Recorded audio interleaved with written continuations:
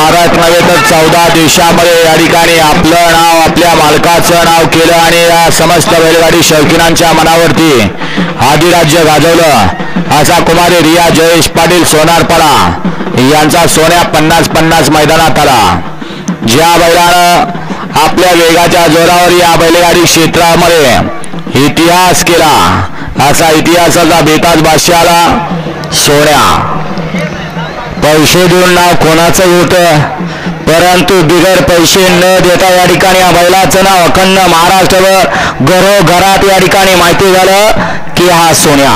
अकीव रेखीव मजबूत बांधाने सुंदर असा देखणा असलेला असा हा सोन्या सोनारपाडाकरांचा सोन्या नाव अखंड भारतभर पोहोचवलं असा हा सोनारपाड्याचा सोन्या फाटी दाखवायसाठी मैदानात आहे। वेळ झाले परंतु अजून रेग आणि धमक कशी आहे बघा।